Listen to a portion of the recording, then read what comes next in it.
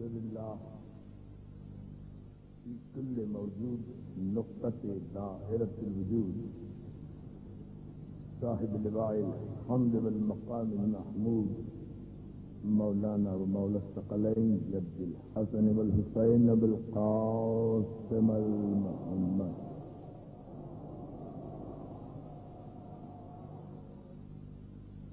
وآله الطيبين الطاهرين المعصومين المنتجبين المظلومين ولعنة الله على أعدائهم أجمعين من يومنا هذا إلى يوم الدين. أما بعد فقد قال حق سبحانه وتعالى اليوم أكملت لكم دينكم وأتممت عليكم نعمتي ورضيت لكم الإسلام دينا. صلوات.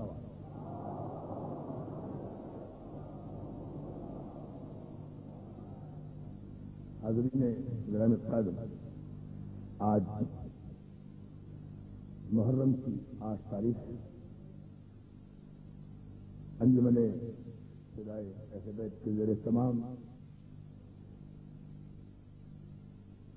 یہ سالانہ عظیم الشان اور باوقار عشرہ مجالس اپنیات کے مرحلے میں ہے.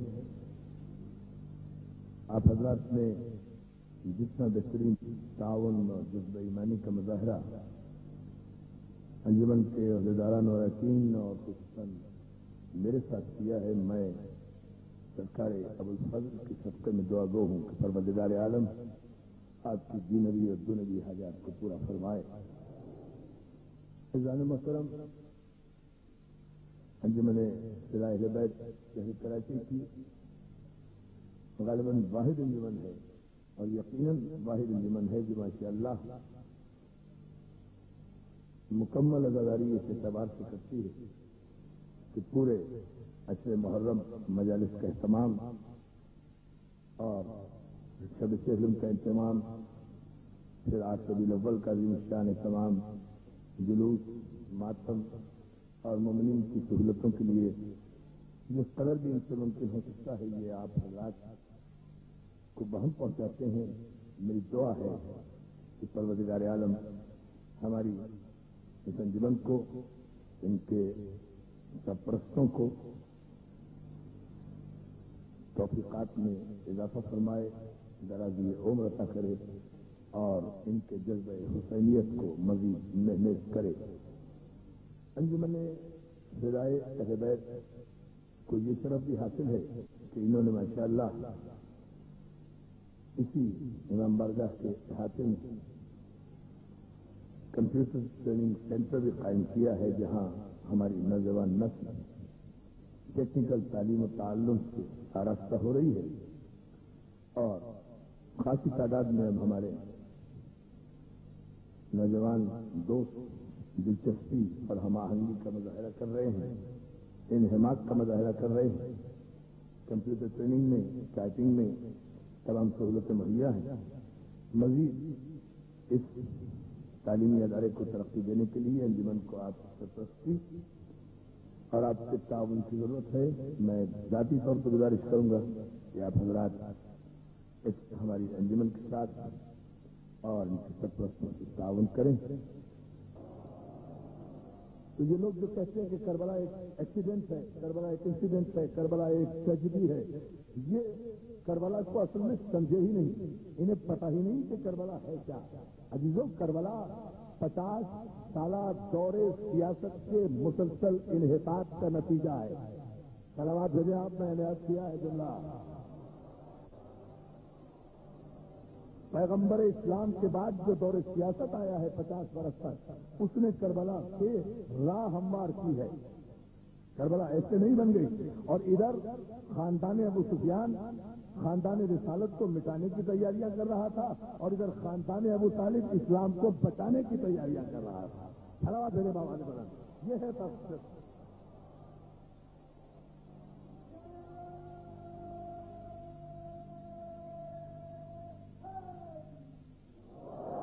یعنی 50 برس تک اسلام دشمن قوتوں نے، پیغمبر دشمن قوتوں نے دین دشمن قوتوں نے پوری کوشش اس امر کی کہ وہ اس دین مکمل کو، اس دین کامل کو جس پر نعمتیں تمام ہوئی ہیں، جہاں باب شریعت اور باب نبوت بند ہوا ہے، اسے ختم کر دیا جائے، اور ادھر خاندان ابو طالب اپنے باپ کی وراثتی خون کی شرافت کے نتیجے میں، اللہ اللہ بڑی توجہ، اپنے باپ کے خون کی وراثتی شرافت کے نتیجے میں اس تیاری میں رہا کہ تم کوشش کرتے رہو کہ خاندان ابو سفیان میں کسی طرح ابو سفیان کو بزرگ مان لیا جائے، کسی طرح ابو سفیان کو اسلام کا رہبر مان لیا جائے، کسی طرح ابو سفیان کو اسلام کا ہمدرد مان لیا جائے۔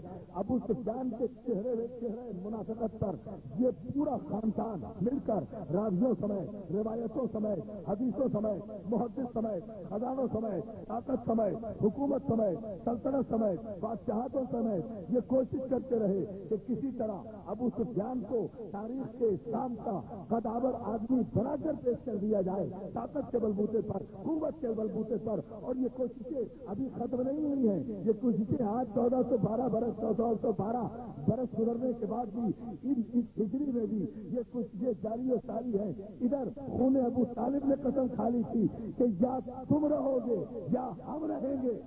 سلام ہے محمد عالم۔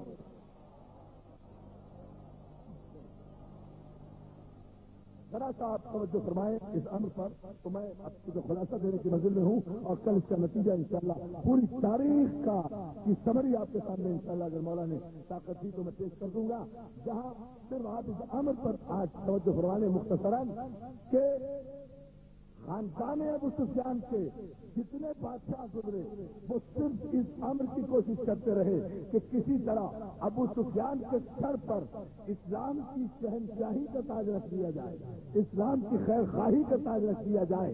مگر اللہ رے، باپ ہو تو ایسا، بیٹا ہو تو ایسا، باپ ہو تو ایسا، بیٹا ہو تو ایسا۔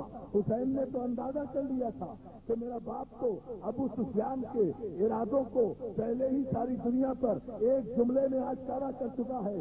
غدیر کے بعد ہوا کیا ہے دوستو؟ غدیر کے بعد یہی ہوا نا کہ لوگوں نے حکومت کی طرف توجہ دینا شروع کی، حکومت کی طرف متوجہ ہونا شروع ہوئے۔ 2-3 دن تک مسلسل لڑائی ہوتی رہی مہاجر و انصار کے درمیان۔ وہ کہتے تھے ہم زیادہ حقدار ہیں، وہ کہتے تھے ہم زیادہ حقدار ہیں۔ کسی کو رسول کے جنازے کا اندازہ ہی نہیں تھا کہ رسول کے جنازے میں شریک ہونا زیادہ بڑی بات ہے یا حکومت زیادہ بڑی بات ہے۔ اپنے اپنے خون کی شرافت کی بات تھی، اپنے اپنے خون کی وراثت کی بات تھی۔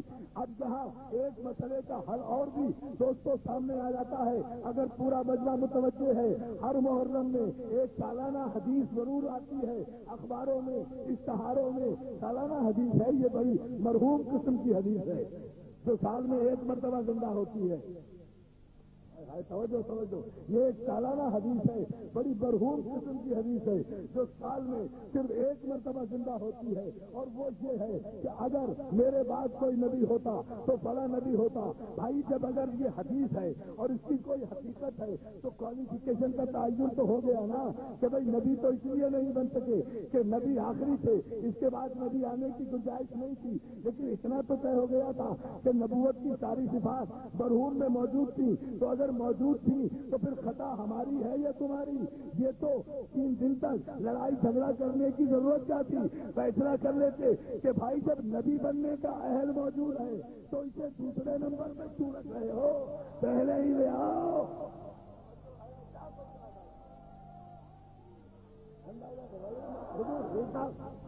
دیکھیں نا یہ عجیب ہوتا سوال دیکھ رہے آپ، یہ ہے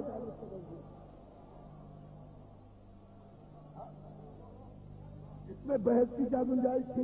یہ 3 دن تک بحث کیوں ہوتی رہی کہ یہ نہیں یہ ہوگا، یہ نہیں یہ ہوگا؟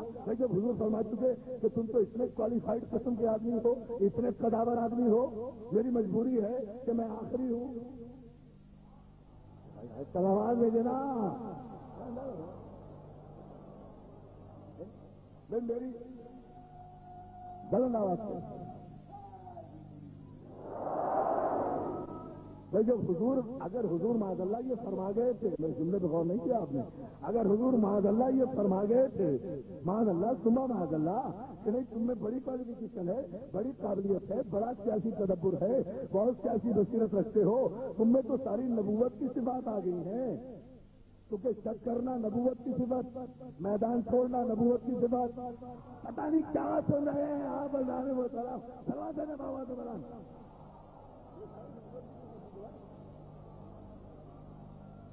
جو ہے نا، شک کرنا صفت نبوت، میدان چھوڑنا صفت نبوت، صلحوں میں شک کرنا صفت نبوت، جنگ میں شک کرنا صفت نبوت، مار دھاڑ کرنا صفت نبوت، عورتوں پہ ہاتھ اٹھانا صفت نبوت۔ کوئی ہے جو سمجھ رہا ہے صلوات دینے محمد آئے اس اشارے کو حضور عورتوں پہ خواتین پہ ہاتھ اٹھانا صفت نبوت، بس یہی قرآن کو 7 برس تک رسول اللہ سنا رہے تھے، تو پھر 7 برس کیوں لگ گئے صفات نبوت کے حامل کو قرآن سمجھنے میں؟ کیا صفت نبوت تھی؟ یہی قرآن تو تھا نا جو تنزیل کے بعد 7 برس تک پیغمبر سناتے رہے، تو نہ دل پگھلا، نہ صفت نبوت میں ہمیز ہوئی، نہ جوش ایمانی نے زور مارا، نہ رسول اللہ کے لب مبارک سے سنے ہوئے قرآن نے دل پر اثر کیا۔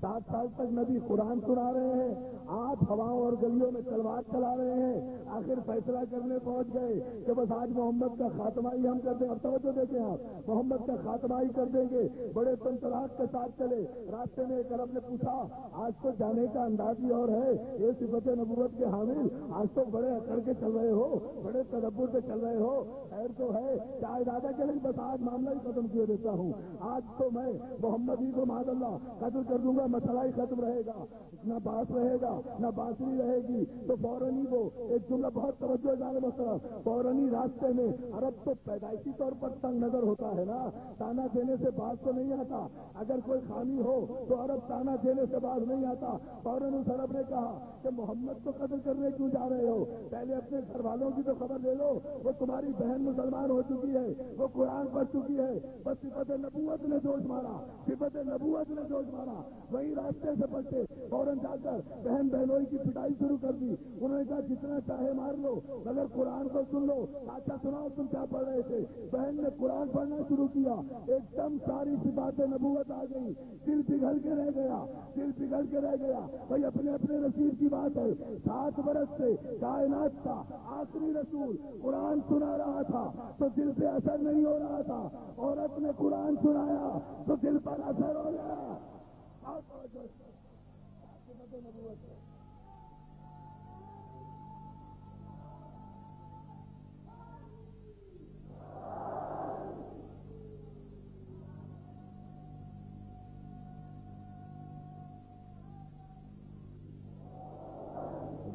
غلط ترین سلوات دے محمد آل محمد۔ بھائی یہی قرآن جب خاتم النبی جی جیسا وارث قرآن سنا رہا تھا تو قتل کرنے پر آمادہ تھے، اور یہی قرآن عورت نے سنا دیا تو دل پگھل کے رہ گیا، دل پگھل کے رہ گئے، یہ بھی صفت نبوت ہے۔ تو میرے دوستو اس میں شکوہ کیوں کرتے ہو؟ یہاں تو ڈفرینشیٹ ہوا ہے، یہاں تو لائن آف ڈیمارکیشن کھینچی ہے، کچھ وہ لوگ ہیں جو مردوں سے قرآن سن کر ایمان لائے، کچھ وہ لوگ ہیں جو عورتوں سے قرآن سن کر ایمان لائے۔ اب جو عورتوں سے قرآن سن کر ایمان لائے ہو، آپ ان سے توقع کیوں کرتے ہیں کہ وہ مردوں کی طرح کسی میدان میں رکیں گے؟ جہاں ایمان کی صلاح دے بابا دے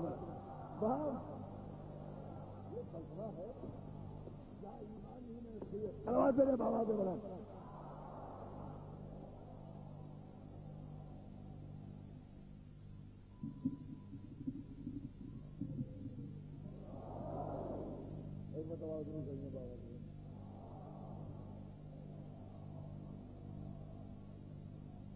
دنیا کو اب میں ذرا سا یہ بات غدیر آپ کو کیفیت بتانا چاہتا ہوں۔ یہ مسئلہ تو بہت ابتدا کا ہوا نا دوستو، یہ تو بہت ابتدا کا ہوا، بہت ابتدا کا ہوا۔ گئے قرآن سن کر گئے تھے گئے، بہت توجہ، یہی دلیل یہ دی گئی نا، جا رہے تھے محمد کو قط، آپ نے غور نہیں فرمایا کہ جملہ میں جس کے لیے میں یہ پس منظر پورا میں نے بیان کیا ہے، عرب نیشنلزم کی تنگ نظری آپ نے ملاحظہ فرمائی کہ اگر عربوں کی نگاہ میں کوئی حسن بھی عیب ہو، عربوں کی نگاہ میں اگر کوئی حسن بھی عیب ہو تو عرب لوگ راستے میں تانا دینے سے باز نہیں آتے.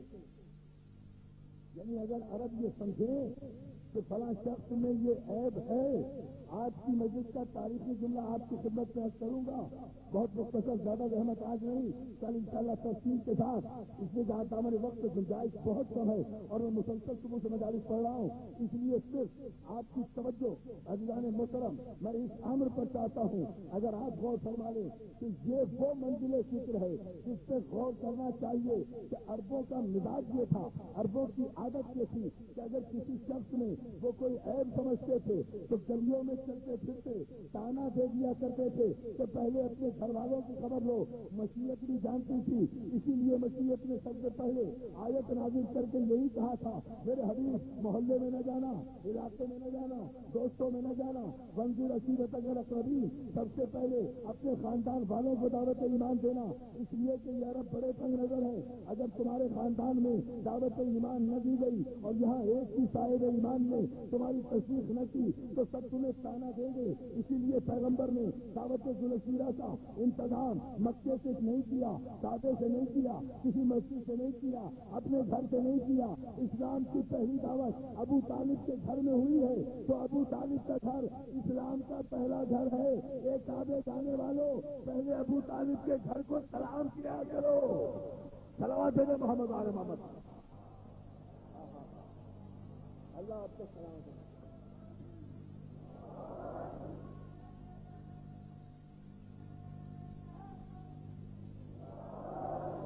اچھا، اور ایک بات اور ہے دوستو، اگر آپ اجازت دیں تو اب چونکہ اختتامی مرحلے میں ہے مسئلہ اور ہمیں ظاہر ہے کہ تاریخ کو کہ اور آپ کو اگر صحیح معنی میں نوجوان نسل تک نہ پہنچائیں تو یہ بھی کتمان حق ہوگا جو سب سے بڑا جرم ہے.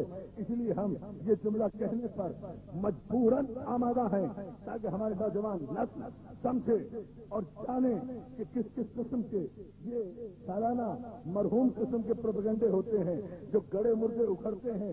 سارے محرم میں جتنے فتوے آتے ہیں، سارے محرم میں جتنی باتیں ہوتی ہیں، سارے محرم میں، اور ہم صرف اتحاد بین المسلمین کی خاطر خاموش اس لیے رہتے ہیں کہ آج سے 1400 برس سے ایک ہی بات چلی آ رہی ہے. چلو مجلسوں اور ماتم اور سیاہ کپڑوں کی مخالفت کرنے والے کم از کم خود اپنے فتوے کی تردید تو کر دیتے ہیں کہ جو مجلس کا مخالف ہے وہ حسین کا قاتل تھا، یا جو مجلس کر رہا ہے وہ حسین کے قاتل ہے. سلوات بھیجے نا محمد آل محمد پر. مگر جو بات میں نوجوان دوستوں اللہ تعالی سلامت رکھے، مولا اپنے حفظ و امان میں رکھے اور یہ 9 اور 10 محرم کی تاریخیں مولا خیر و خیریت سے گزارے. آپ حضرات بھی اسی طرح خلوص کے ساتھ، محبت کے ساتھ، نظم و ضبط کے ساتھ، صبر و حلم کے ساتھ اپنے مولا کی عزاداری کے جلوسوں کو اتنے تدبر کے ساتھ لے کر جائیں گے کہ جہاں دنیا اندازہ کرے کہ حسین کے ماننے والی قومیں مہذب ہوتی ہیں. صلوات سے محمد علیہ محمد. کسی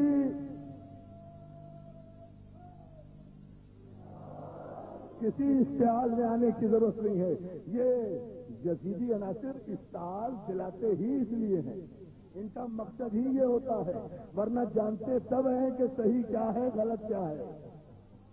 مگر یہ یزید والے آپ کو مستحیل، آپ اندازہ کیجئے نا، کالی پگڑی پہننے والا کالے کپڑوں کے خلاف فتویٰ دے اور کہے کہ محرم میں کالے کپڑے نہ پہنو، اور اپنے اہل سنت بھائیوں کو بھی اپیل کرے، مشورہ نورانی دے.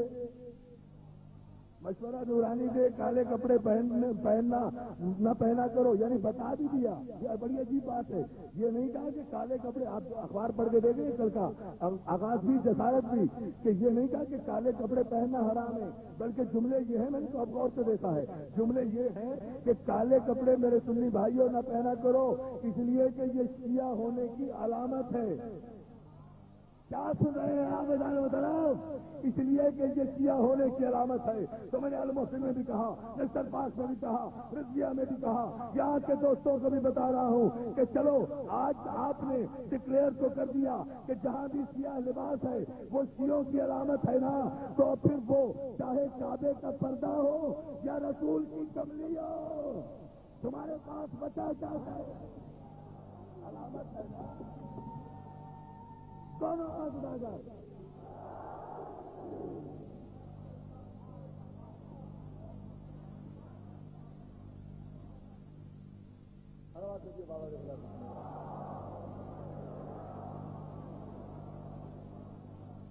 چلیے، علامت بھی آپ نے بتایا نا کہ علامت ہے، علامت ہے، حرام حلال کی بات نہیں کی. یہی کہا نا کہ سیاہ ہونے کی علامت ہے، جہاں بھی سیاہ لباس نظر آئے. تو اگر کعبہ سیاہ پوش ہو تو کعبہ بھی سیاہ، رسول کالی کملی پہنے